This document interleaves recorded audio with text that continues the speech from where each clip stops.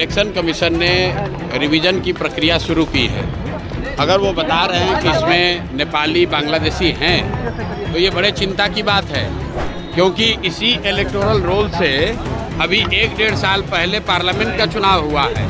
मोदी जी उसी electoral roll से चुनकर प्रधानमंत्री बने हैं। कि अगर ये लोग बिहार में आके रह रहे हैं तो बिहार में तो भाजपा की नीतीश की ही सरकार है।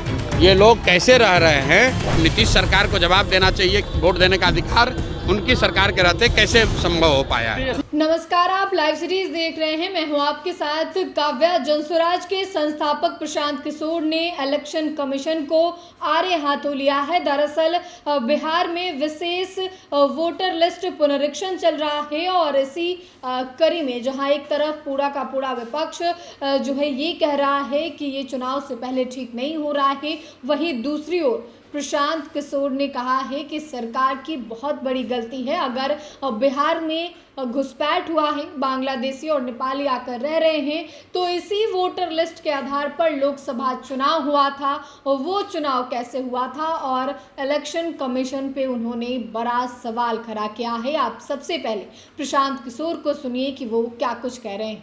इलेक्शन कमीशन ने कहा है कि जो सर्वे हो रहा है उसमें पता चला है कि बहुत सारे नेपाली, म्यांमार के और बांग्लादेशी लोग हैं, सबका नाम कटेगा। ऐसा है, इलेक्शन कमीशन ने रिवीजन की प्रक्रिया शुरू की है। अगर वो बता रहे हैं कि इसमें नेपाली बांग्लादेशी हैं तो ये बड़े चिंता की बात है, क्योंकि इसी इलेक्टोरल रोल से अभी 1-1.5 साल पहले पार्लियामेंट का चुनाव हुआ है। मोदी जी उसी इलेक्टोरल रोल से चुनकर प्रधानमंत्री बने हैं। तो क्या इलेक्शन कमीशन ये मान रहा है, स्वीकार कर रहा है कि जिस इलेक्टोरल रोल से लोकसभा का चुनाव हुआ उसमें बहुत सारे बांग्लादेशी या दूसरे गैर कानूनी लोग वहाँ पर उस इलेक्टोरल रोल में हैं। और दूसरी जो बड़ी बात है कि अगर ये लोग बिहार में आके रह रहे हैं तो बिहार में तो भाजपा की नीतीश की ही सरकार है।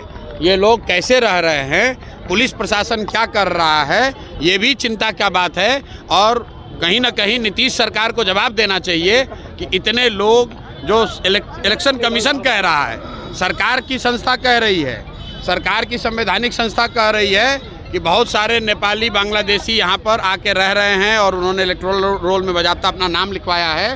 तो नीतीश सरकार को जवाब देना चाहिए कि ऐसे लोगों को बिहार में आकर रहने का, यहाँ की सुविधाओं का फ़ायदा उठाने का, यहाँ वोट देने का अधिकार उनकी सरकार के रहते कैसे संभव हो पाया है। तेजस्वी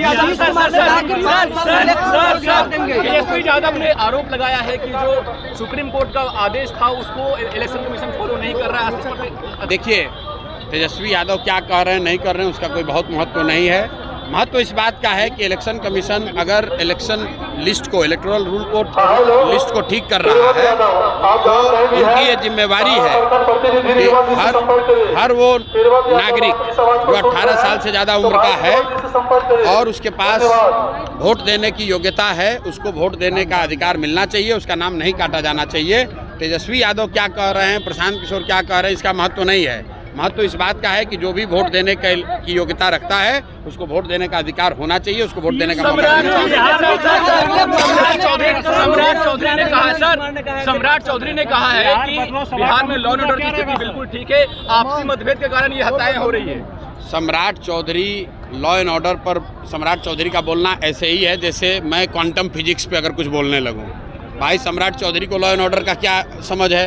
सम्राट चौधरी तो गृह मंत्री नहीं है, सम्राट चौधरी कोई लॉ एंड ऑर्डर के विशेषज्ञ नहीं हैं। गृह मंत्री यहाँ पर नीतीश कुमार हैं और वो अचेतन अवस्था में हैं। उनकी बुद्धि और उनका मानसिक और शारीरिक स्थिति ऐसा नहीं है कि उनको पता चले। सरकार का इकबाल खत्म हो गया है, जिसको जो मन आ रहा है वो कर रहा है। पूरे सरकार को 3-4 अधिकारी और 4-5 उगाही मंत्री चला रहे हैं, इसीलिए पूरे बिहार में ये दुर्दशा की स्थिति है। तो आपने जनस्वराज के संस्थापक प्रशांत किशोर को सुना। प्रशांत किशोर अपनी पदयात्रा के तहत सहरसा पहुंचे हुए थे और जब उनसे इलेक्शन कमीशन और वोटर लिस्ट पुनरीक्षण को लेकर सवाल किया गया तो उनका कहना है कि बिहार में भाजपा, एनडीए और नीतीश कुमार की सरकार है और ऐसे में अगर कुछ लोग घुसपैठ कर रहे हैं, बांग्लादेशी और नेपाली लोग अगर बिहार में आ रहे हैं तो सरकार क्या कर रही है, सरकार को जवाब देना चाहिए। और साथ ही सम्राट चौधरी जो कि डिप्टी सीएम हैं, उन पर उन्होंने कहा है कि सम्राट चौधरी को